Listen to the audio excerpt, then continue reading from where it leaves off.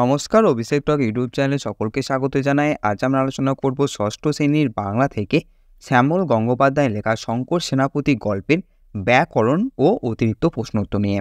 এর আগের ভিডিওগুলিতে আমরা শঙ্কর সেনাপতির বিষয়বস্তু নিয়ে আলোচনা করেছি এবং শঙ্কর সেনাপতি থেকে হাতে কলমে যে সমস্ত প্রশ্নগুলি তোমাদের পাঠ্য বই আছে সেই সমস্ত প্রশ্নগুলি নিয়ে আলোচনা করেছি।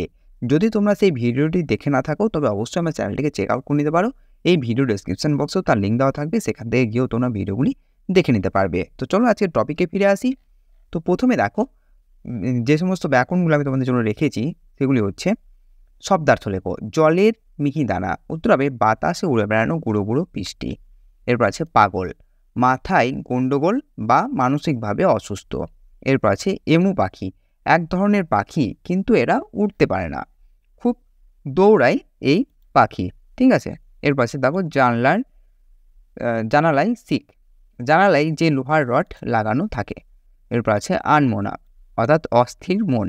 এরপর আছে শঙ্খচিল, এক ধরনের বড় শিকারী পাখি। এরপর আছে দিঘি, মস্ত বড় পুকুর।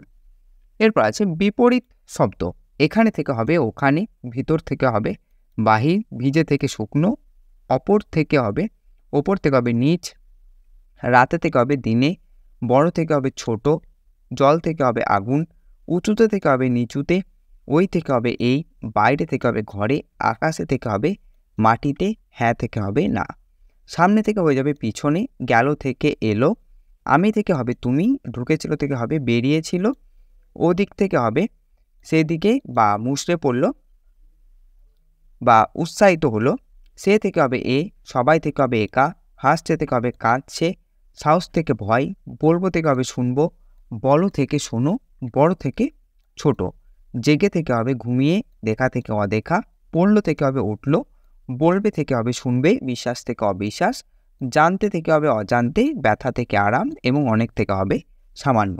ঠিক আছে। এখন আমরা দেখে নেব পদ পরিবর্তন। তো পদ পরিবর্তনগুলি দেখে নাও। এখানে দেখো বিশেষ আছে জল, তো জল থেকে হবে জলো, প্রকৃতি থেকে হবে প্রাকৃত, ভালোত্ব থেকে হবে ভালো, মাটি থেকে হবে মেটে, পাগলা থেকে হবে পাগলামি, মেঘ থেকে হবে মেঘলা, কাঠ থেকে হবে কেঠো, আকাশ থেকে আকাশী, প্রকৃতি থেকে হবে প্রাকৃত, বড়ত্ব থেকে বড়, সাহস থেকে সাহসী, কাল থেকে কালিক, বিকটত্ব থেকে বিকট, দল থেকে দলীয়। নেক্সট প্রশ্ন আছে দেখো, সমার্থক শব্দ লেখো। বাতাস থেকে হবে মরুত, বায়ু, পবন, সমীর, সমীরণ। ছেলে থেকে হবে পুত্র, বেটা, সন্তান, দুলাল, কুমার, বংশধর এবং তনয়। রোজ থেকে হবে প্রতিদিন, দৈনিক, প্রত্যহ এবং নিত্য। আলো থেকে হবে দ্বীপ, রশ্মি, শিখা, আলোক।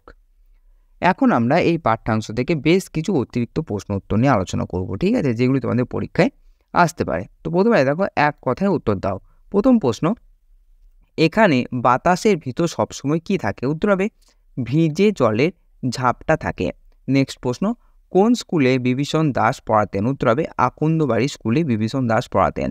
নেক্সট প্রশ্ন, প্রকৃতি বিজ্ঞানের বইতে কিসের ছবি ছিল? উত্তর হবে পাখির ছবি ছিল। নেক্সট প্রশ্ন, শঙ্কর ক্লাসের বাইরে কাদের সঙ্গে আকাশে উড়ছিল? উত্তর হবে শঙ্খচিলদের সঙ্গে। এরপরে প্রশ্ন, কোথায় ধান খেতে রোয়া ধান গাছ সবে মাথা চারা দিয়ে উঠেছে? উত্তর হবে স্কুলের সামনের ধান গাছ। ঠিক আছে, মাথা চারা দিয়ে উঠেছে। নেক্সট প্রশ্ন, ক্লাসে বিভীষণ মাস্টারের পড়ানো কোন কথাটা একবার শঙ্করে কানে ঢুকেছিল? সঠিক উত্তর হবে এমু কথাটা।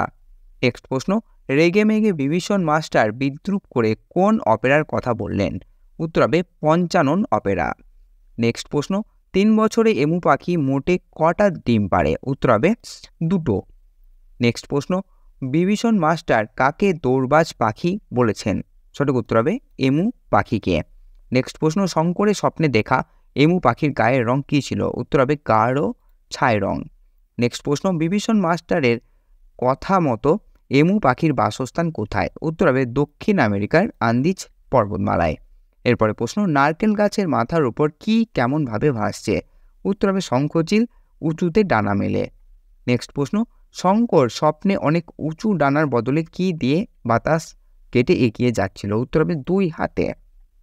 নেক্সট প্রশ্ন, আকন্দবাড়ি স্কুলে ক্লাস 5-এ কতগুলো ছেলে মেয়ে ছিল? উত্তর হবে জনা 30। এরপরে প্রশ্ন, কোন বইতে জীবজন্তু বা পশু পাখি সম্পর্কে লেখা থাকে? উত্তর হবে প্রকৃতি বিজ্ঞানের বইতে। এরপরে প্রশ্ন, তুমি জেগে দেখছো আর স্বপ্নে দেখছো এমন একটি করে জিনিসের নাম লেখো। তো জেগে ঘন সবুজ রোয়া ধান আর স্বপ্নে এমু পাখি দেখেছি। নেক্সট প্রশ্ন, এমু পাখির বাসস্থান কোথায়? উত্তর হবে দক্ষিণ আমেরিকার আন্দিজ পর্বতমালায়। এরপরে প্রশ্ন, অপেরা বলতে কি বোঝো? উত্তর হবে গীতিনাট্য বা যাত্রা। এখন আমরা নেক্সট প্রশ্নে চলে আসবো। এখানে বলেছি দেখো যে সঠিক উত্তরটি নির্বাচন করো। ডানার বদলে দুই হাতে বাতাস হাওয়া জল কেটে। সঠিক উত্তর হবে বাতাস কেটে। ঠিক আছে। নেক্সট প্রশ্ন, স্বপ্নে ভিতর খাট থেকে পড়ে গিয়েছিল, ডান পায়ের বা পায়ের হাতের শিরায় টান ধরেছে। সঠিক উত্তর হবে বা পায়ের শিরায় টান ধরেছে। ঠিক আছে। এমু পাখি 3 বছরে 2টি 6টি 8টি ডিম পাড়ে। সঠিক উত্তর হবে 2টি ডিম পাড়ে। নেক্সট প্রশ্ন, পাখিরা নীল বেগুনি সবুজ রং দেখতে পায় না। সঠিক উত্তর হবে বেগুনি রং দেখতে পায় না। এরপরে প্রশ্ন, শঙ্করের বাবার নাম অভিমন্যু নারায়ণ না ভোলানাথ সেনাপতি। সঠিক উত্তর হবে অভিমন্যু সেনাপতি। 2 নম্বর প্রশ্নে দেখো শূন্যস্থান পূরণ করো। 5-7 মাইলের ভিতর ড্যাশ। সঠিক উত্তর হবে বঙ্গোপসাগর। এরপর ড্যাশ স্কুলের ক্লাস 5-এ বিভীষণ দাস এমু পাখির কথা বলেছিলেন। সঠিক উত্তর হবে আকন্দবাড়ি। এরপর ড্যাশ গাব গাছের উঁচু ডাল থেকে ঝাঁকা দিচ্ছে বড় দিঘিতে। সঠিক উত্তর হবে ঘোল পুকুরে। এরপর এতক্ষণ যেন সে ক্লাসের বাইরে ড্যাশ সঙ্গেই উঠছিল, শঙ্খ চিহ্নের সঙ্গে আকাশে উঠছিল। এরপর গম্ভীর গলায় বললেন এমু পাখির বাসস্থান ড্যাশ পর্বতমালা। সঠিক উত্তর হবে আন্দিজ পর্বতমালা। এরপর ওর খুব পেট গরম ড্যাশ তাই রোজ স্বপ্ন দেখে, তাই গরম মাসাই তাই রোজ স্বপ্ন দেখে। এখন আমরা চলে আসবো সংক্ষেপে উত্তর দাও প্রশ্ন উত্তরে। ঠিক আছে। তো প্রথম প্রশ্ন, স্বপ্নের মধ্যে শঙ্কর সেনাপতি ঘোল পুকুরে গাব গাছের ডাল থেকে কি করেছিল? উত্তর হবে স্বপ্নের মধ্যে শঙ্কর সেনাপতি ঘোল পুকুরে গাব গাছের উঁচু ডাল থেকে বড় দিঘিতে ঝাঁপ দিচ্ছিল। মিঠে জলে না পড়ে সে পাখির মতো ভাসছিল। ডানার বদলে সে দুহাতে জলের মতো বাতাস কেটে সাঁতার দিচ্ছিল। জলে সাঁতার দেওয়ার মতো সে বাতাসে 2 পা ঠেলে দিয়ে আরও 2 পা এগিয়ে যাচ্ছিল, অনেক অনেক উঁচুতে উঠে, অনেকটা শঙ্খচিলদের মতোই। নেক্সট প্রশ্ন, যখন বিভীষণ মাস্টার মশাই এমু পাখি সম্বন্ধে পড়াচ্ছিলেন তখন শঙ্কর সেনাপতি কি করছিল? উত্তর হবে শঙ্কর তখন স্কুলের শিক খোলা জানলা দিয়ে স্কুলের সামনে ধান খেতে রোয়া সবে মাথাচাড়া দিয়ে ওঠা ঘন সবুজ ধান গাছ দেখছিল। তার উপর মেঘের ছায়া পড়ছিল, ছায়া সরে গেলে আবার সেখানে রোদ ঢুকলো। নেক্সট প্রশ্ন, বিভীষণ মাস্টার যখন ঠাট্টার সুরে শঙ্করকে প্রশ্ন করল কেমন দেখতে সে এমু পাখি, তখন শঙ্কর কি উত্তর দিল? দেখো উত্তর হবে শঙ্কর তার স্বপ্নের ভিতর দেখা দৃশ্য মনে করে ভয়ে ভয়ে বলতে লাগলো, সেই এমু পাখির গায়ের রং গাঢ় ছাই, তার বাজ পাখির চেয়েও চওড়া বুক, সে উড়ে গেলে তার ডানায় জোরে বাতাস কাটার শব্দ হয়, তখন আবার ভয়ে অন্য পাখিগুলো সরে যায়। নেক্সট প্রশ্ন, সারা ক্লাসের ছেলেরা হাসি থামাবার পর বিভীষণ দাস যখন শঙ্করকে প্রশ্ন করলেন তুমি স্বপ্নে দেখেছো এমু পাখি, তখন শঙ্কর কি বলল? শঙ্কর বলল হ্যাঁ মশাই, নইলে আর কোথায় দেখব? আপনি তো বললেন এমু পাখি থাকে আন্দিজ পাহাড়ে, সে পাহাড়ে কোথায় আমি জানি না, স্বপ্নে আরও অনেক রকম পাখি আসে মশাই। এখানে একটা দন্ত স হবে। ঠিক আছে। নেক্সট প্রশ্ন, শঙ্কর কখন একগাল হেসে ফেলল, কারণ কি? প্রথমে কিছুক্ষণ রাগ দেখানোর পর যখন বিভীষণ মাস্টারমশাই হঠাৎ শান্তভাবে প্রশ্ন করলেন যে সে গাছে গাছে ঘোরে কিনা, তখন শঙ্কর খুশিতে একগাল হেসে বলেছিল হ্যাঁ মশাই, কারণ এমন প্রশ্ন তাকে মশাই করবেন তা সে আদৌ আগে ভাবতে পারেনি।